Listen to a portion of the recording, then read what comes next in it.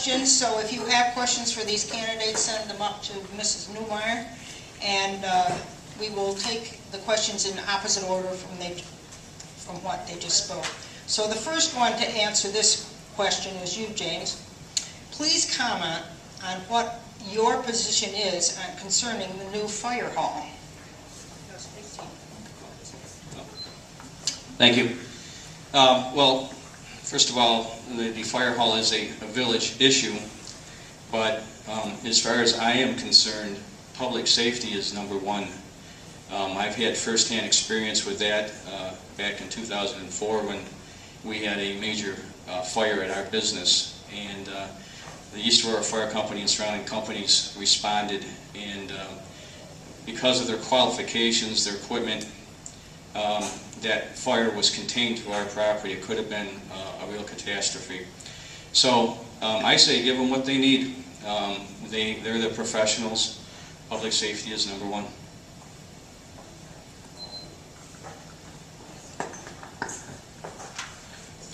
Thank you. Yes, I also am in favor of public safety. Public safety is one of the main functions of local government, and I support the new fire hall facility. The old facility, they've unfortunately outgrown their old facility. There is no more room on the footprint to expand for that, so now we have to think of what new facility we will have. I would also support hiring a grant writer to go out and, shall we say, shake the trees to see what other monies would be available so that the burden would not fall heavily on the East Aurora taxpayers. All right, the next question is for you first, and it is, do you support open space program for Aurora? Yes, I do. Where does green? Green space, yes. Green space, open space. Yes, that's one of the charming features of our town, especially the town outside of the village. We have a very nice, dense, pedestrian-friendly central village area, and then the outlying areas have retained their rural character. We have to watch that carefully, though, because with the addition of the new water districting, there are certain properties that you wouldn't be able to have built on before, which now can be developed, and I don't think any of us want say, Center Street to start looking like Niagara Falls Boulevard or something like that. As far as the Green Space Initiative, I think that last year we had the referendum come up, which was defeated. Taxpayer money should not be expended to provide the green space, but other considerations that we could provide should be looked into to see how homeowners can bank their land without any harm to themselves or the value of their property or the value of their neighbor's property. I also in favor of the green space. We recently signed a resolution supporting this. The green space is going to increase the property values.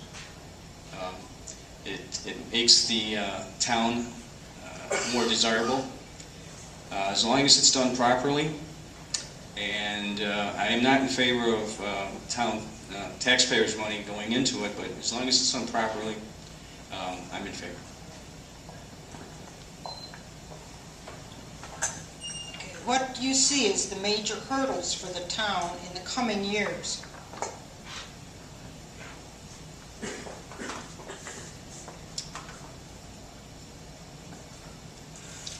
Major hurdles, increased funding of our New York State retirement and pension funds, reduction in sales tax revenues, mortgage tax revenues, the increased cost of employee benefits to our employees, all these, and the increased cost of police services. All these we have little or no control over.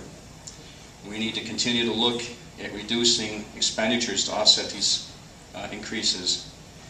Presently, again, I'm on a study of consolidating the village DPW and the town highway department. We also need to look at merging our tax receivers department with the town clerk. It's vital that we communicate with the village and surrounding towns to share services. working with our department heads.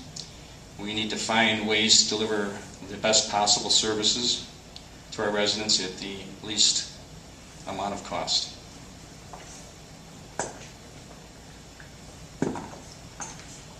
The greatest challenge, of course, is financial. We all know that the state and the county both are in a tight financial situation, so whatever we do, we aren't going to be receiving much help from them at all.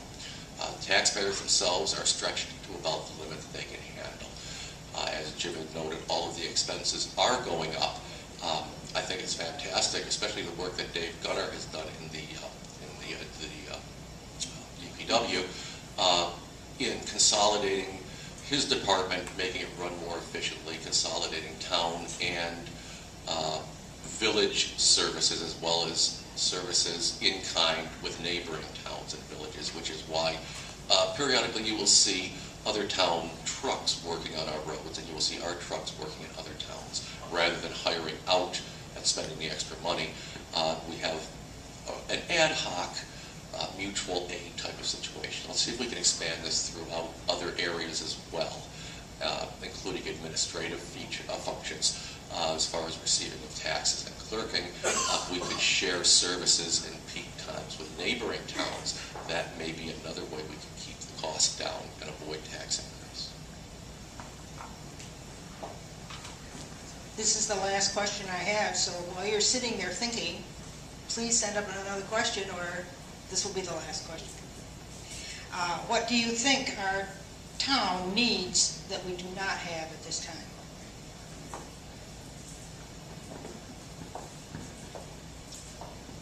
We've talked about a master plan for years.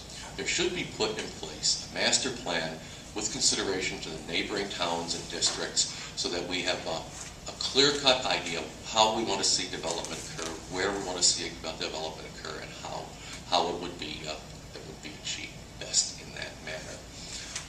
As far as land use, there are other issues. I was getting back to the green space issue as well. One of the proposals I would like to see is we already have, there are different codes for the different residential areas, depending on how much square footage you would have. I would like to see in areas we want to keep green, imposing maximum size buildings. This would prevent sprawl, McMansions, that sort of thing, while allowing the property owners to develop a small section of their property for residential use without adverse impact. Senior housing.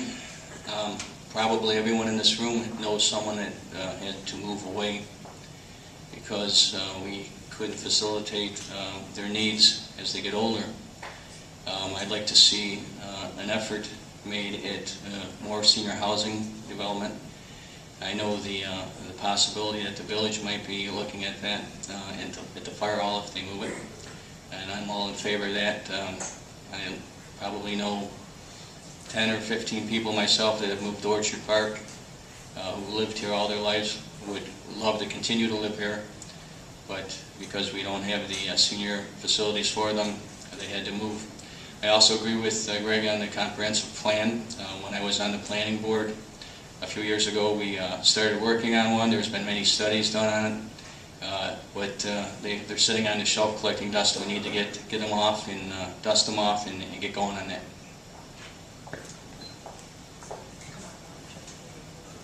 All right, now